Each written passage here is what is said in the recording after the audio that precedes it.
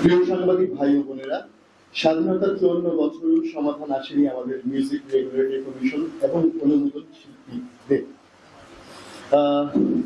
শিল্পীদের পেশা হিসেবে স্বীকৃতি, দলীয় কর্মমুক্ত, সরকারি প্রতিষ্ঠায় নিয়োগ, দুর্নীতি, সরকারি বেসরকারি সকল মাধ্যম, টেলিভিশন চ্যানেল, রেডিও ও সকল ডিজিটাল প্রচার সংক্রান্ত শিল্পী সম্মানী বৃদ্ধি, রয়্যালিটি, অসম বর্ণের বৈষম্য, অডিও ভিডিও কোম্পানির একাধিপত্য, সঙ্গীতে চাকরি নিয়োগের বয়সের বৈষম্যতা, দেশি ও বিদেশি শিল্পীদের মধ্যে বৈষম্যতা সহ আরো অনেক যৌক্তিক দাবি ও সমাধান আমরা মুক্ত শিল্পী সমাজ তুলে ধরব। এই উপলক্ষে আগামীকাল ছিল মানে আজ 13ই আগস্ট 2024 দুপুর 2 ঘটিকায় রিপোর্টার ইউনিয়নে আমরা একত্রিত হয়েছি। আমাদের প্রিয় সকল টিভি চ্যানেল ও পত্রপত্রিকা সকল সাংবাদিক ভাই ও বোনদের আমাদের সাংবাদিক সম্মেলনে উপস্থিত থাকার জন্য ধন্যবাদ জ্ঞাপন করছি।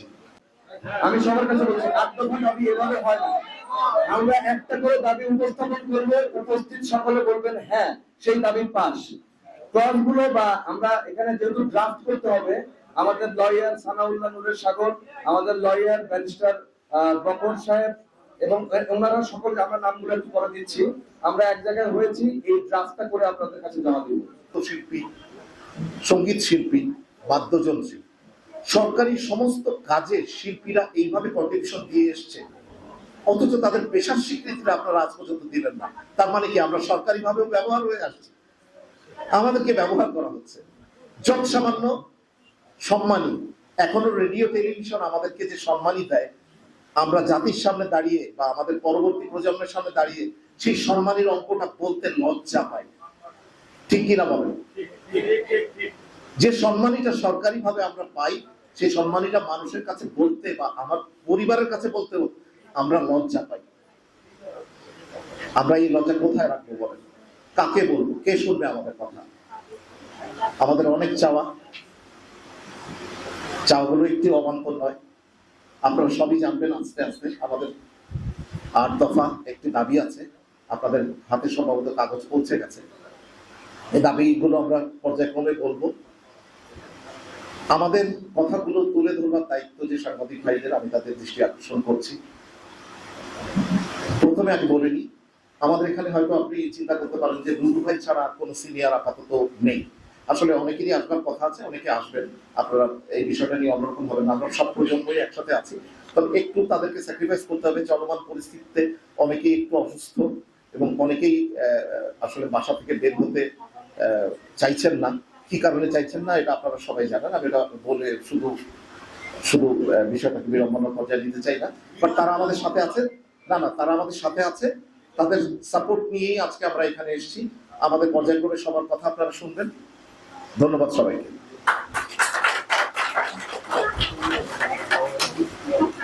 ধন্যবাদ আব্দুল বাবু ভাই আপনাকে। আপনারা প্রথম থেকে আমাদের তরুণ প্রজন্মের সাথে ছিলেন।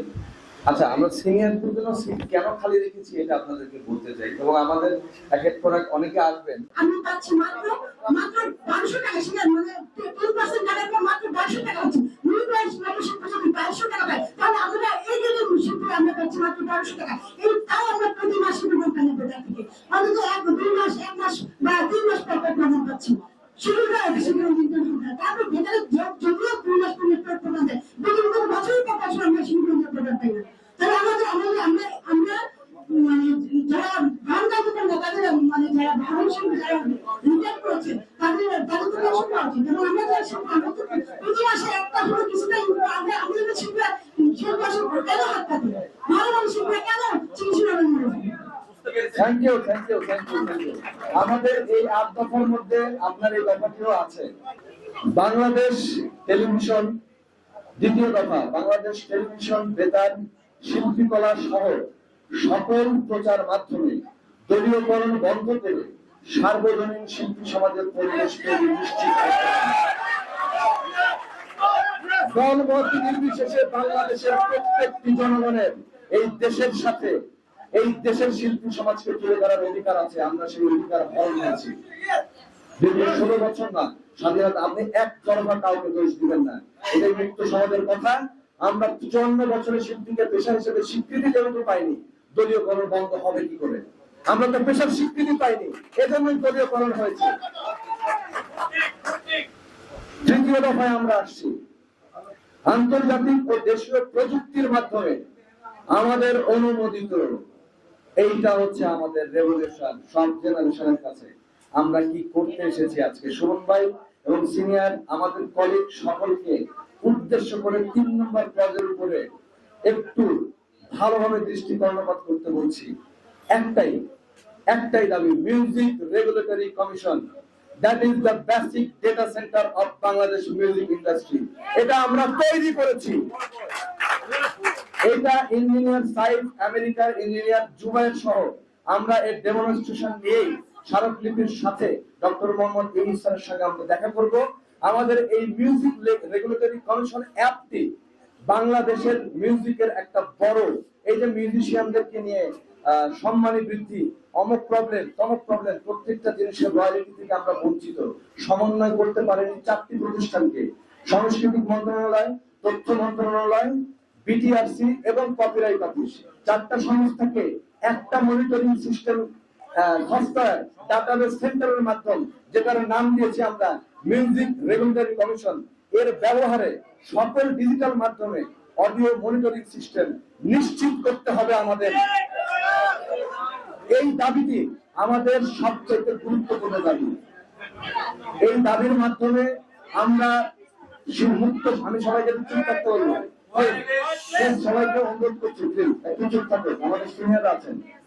মিউজিক রেগুলেটরি কমিশন হলে আমরা 4টা সংস্থার সমন্বয় করতে পারবো এবং এই মিউজিক রেগুলেটরি কমিশন ডাটা সেন্টারের মাধ্যমে প্রত্যেকের ইন্ডিভিজুয়াল আইডি কন্টেন্ট ক্রিয়েট করা হবে। কোন গীতিকার, কোন সুরকার, কোন শিল্পী কেউ কখনো তার আইডি থেকে, তার প্রাপ্যতা থেকে বঞ্চিত হবে না। এটাই মিউজিক রেগুলেটরি কমিশনের। আমরা এই ডাটাবেস সেন্টার তৈরি করেছি, আমরা দুজনের নাম বলবো, তাদেরকে সামনে নিয়ে আসবো না, কারণ আমাদের প্রত্যেকটা মুহূর্তে আমরা যেটা করছি সেটা চুরি হয়ে যাচ্ছে। আমরা কর্মসূচি দিচ্ছি, চুরি হয়ে যাচ্ছে। আমরা কোনো কিছু যাবো না, আমরা সরাসরি প্রধান উপদেষ্টার কাছে এটা চুরি করবো।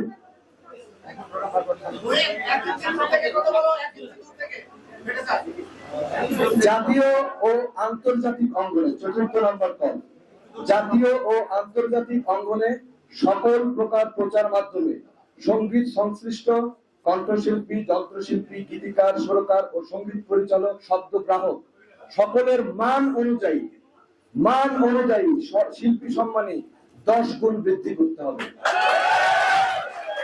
আপনাদের সাংবাদিক ভাইদের কাছে প্রশ্ন, বাংলাদেশের জাতীয় বেতার মাধ্যমে একজন জাতীয় পুরস্কার প্রাপ্ত শিল্পীর যদি সম্মাননা 2200 টাকা হয়, তাহলে এই দেশে শিল্পী ধুকে ধুকে মরবে নাকি বিদেশে মরবে?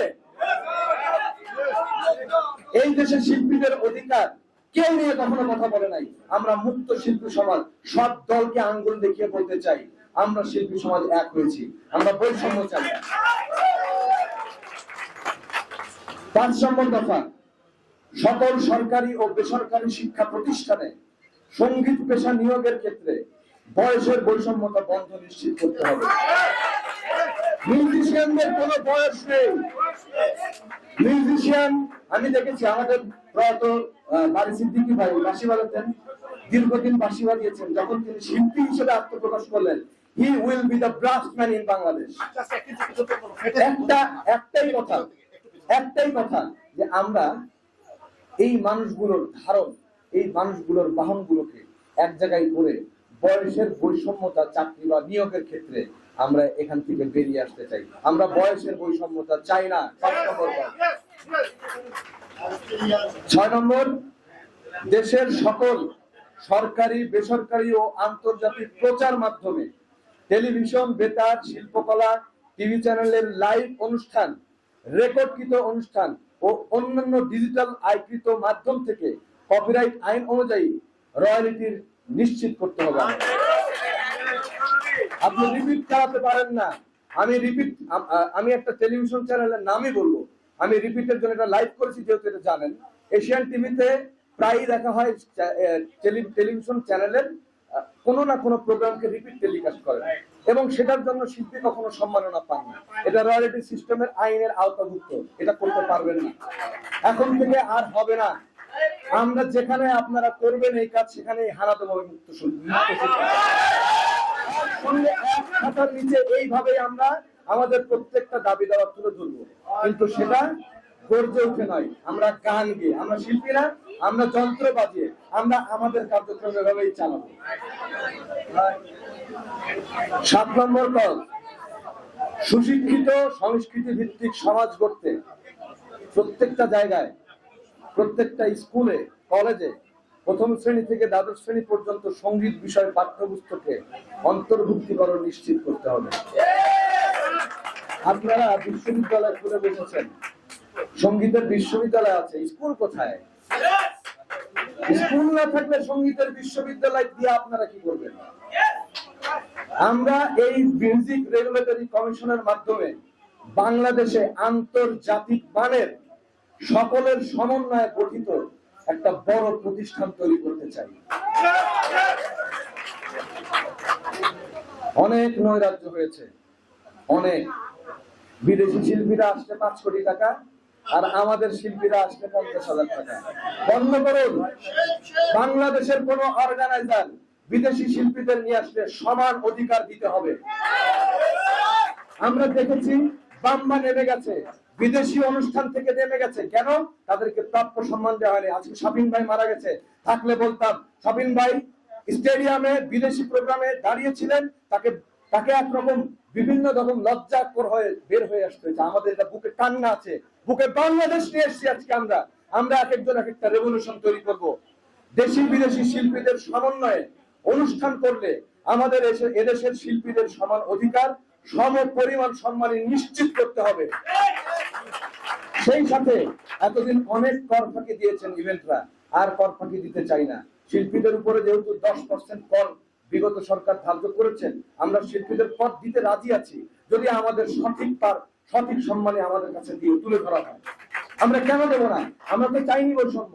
আমরা শিল্পীরা ইনকাম করতে পারলে 2200 টাকা দিয়ে জাতীয় পুরস্কার দেওয়ার পরে সকল শিল্পীদেরকে কতটুকু আপনারা দিতে পারেন? এখান থেকে কি করে সম্ভব একটা মানুষ শিল্পী হিসেবে বাঁচতে পারে? একজন জাতীয় পুরস্কার প্রাপ্ত শিল্পী হিসেবে, আমার না শুধু, এটা আমার কথা না, আমি পেয়েছি বলে আমি জানি, এভাবে স্বাধীনতা পরবর্তী যত রাষ্ট্রীয় সম্মাননার শিল্পী আছেন কেউই খুবই 2000 টাকার উপরে এখন পর্যন্ত জাতীয় মাধ্যমগুলো ছাড়া পায় না। সবচেয়ে মজার ঘটনা, এটা নিয়ে আপনারা কখনো সাংবাদিক ভাইরা আমাদেরকে প্রশ্ন করেননি, আজকে থেকে করবেন। আপনাদেরকে অনুরোধ করলাম, আপনাদের কাছে অনুরোধ, সাংবাদিক ভাইদের কাছে অনুরোধ, কেন এত ন্যূনতম সম্মানী শিল্পীদের দুস্থর জন্য আমরা আবেদন করি? দুস্থর প্রয়োজন নেই।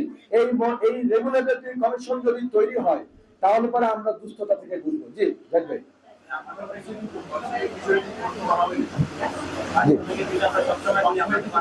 না আমি সেটা বলিনি।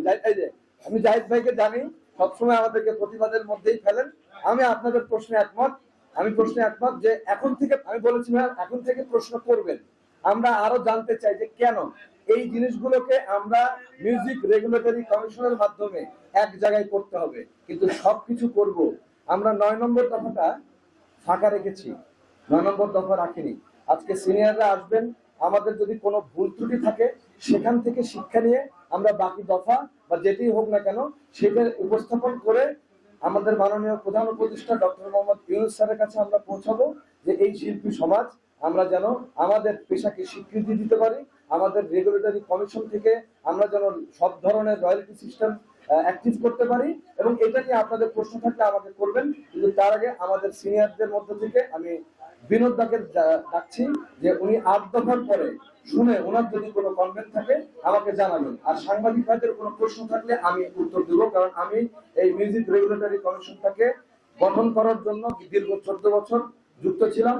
আমি আবারও নাম দুটো বলছি, ইঞ্জিনিয়ার সাইফ এবং ইঞ্জিনিয়ার জুবায়ের, একজন আমেরিকা প্রবাসী ইঞ্জিনিয়ার এবং একজন আমাদের দেশে আছেন, এবং দুজনাই সাইবার যে আমাদের যোদ্ধারা আছেন তাদের মধ্যে অন্যতম। তারা আমাদের এই যুদ্ধের সাথে একাত্মতা ঘোষণা করেছেন। তারা সামনে আসবেন কিন্তু আমাদের ডেমনস্ট্রেশন জমা দেওয়ার পরে, কারণ তার আগে আসলে অনেক ধরনের ঘটনা ঘটতে পারে। কারণ 4টা শিল্প সংস্কৃতিকে এক জায়গায় করার বড় চ্যালেঞ্জ আমাদের। সাংস্কৃতিক মন্ত্রণালয়, তথ্য মন্ত্রণালয়, বিটিভি বা অন্যান্য সকল মাধ্যম থেকে আমরা কিন্তু আমাদের রয়্যালটি পাবো। সেই নিয়ে আমরা কথা বলবো, আপনারা প্রশ্ন করতে পারেন। আমাদের 8 দফা দাবি জানিয়েছি, আমাদের সঙ্গীত পরিচালক বিনোদ ভাইকে আমরা ডাকছি। আসসালামু আলাইকুম। বলে যে কেন বের দেবেন না, বলে আপনি যে আমার গানটা বাজাচ্ছেন আমি কি কোনো পে করেছেন? তার মানে সব জায়গায় কিন্তু অধিকারের কথা আসে। যখনই শিল্পীরা কোনো কিছু করতে চায়, শিল্পীদের অধিকারের কথা বলা হয়, কোনো না কোনো ভাবে কিন্তু বঞ্চিত হয়। এখানে যেসব বিষয়গুলো আসছে এগুলোর সাথে 100% একমত। সাথে আমি ইনক্লুড করব একটা জিনিস, যে আমাদের দেশে যারা মিউজিশিয়ান, সঙ্গীত পরিচালক বা গীতিকার, সুরকার, কারো ওই যে ও বললো যে আইডেন্টিফাই নাম্বার, যন্ত্রশিল্পী, গীতিকার, সুরকার, কণ্ঠশিল্পী, সঙ্গীত পরিচালক কেউই এখনো জাতীয়করণের মধ্যে পড়েনি। আমাদের পেশা হিসেবে দাবি এখন গর্জে ওঠার সময়। আমাদের সঙ্গীত সংস্কৃত সকলকে সঙ্গীত পেশার স্বীকৃতি দিতে হবে, সঙ্গীতকে পেশা হিসেবে স্বীকৃতি দিতে হবে। এটি আমাদের একমাত্র প্রথম দাবি। এতদিন স্বাধীনতার ইতিহাসে পেশাকে সঙ্গীত শিল্পী হিসেবে দাবি করা হয়নি। কেন করা হয়নি? আমরা আজকে একটা ব্যাংক অ্যাকাউন্ট করবো, সেখানে আর্টিস্টের সম্মান নেই। আমরা কোথাও ব্যাংক লোন করতে যাব, সেখানে শিল্পীদের সম্মান নেই। সেজন্য আমাদের প্রথম দাবি সঙ্গীতকে পেশার স্বীকৃতি দেয়া। আপনারা কি একমত? আপনারা কি একমত? আরো ধরে শুনতে চাই। পেশা আমাদের একটাই, সঙ্গীত। আমরা পেশার স্বীকৃতি চাই। গীতিকার, সুরকার, শিল্পী, সঙ্গীতের সবাই, আমরা সবাই প্রথম দফাকে স্বাগত জানাই একসঙ্গে।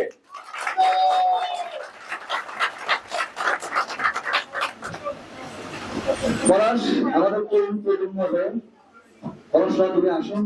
আমি তোমার প্রত্যেকের সার্কেল থেকে একজন করে ডাকবো। সবাইকে নিয়ে তো এতক্ষণ আমরা সাংবাদিক ভাইদের সময় নষ্ট করতে পারবো না।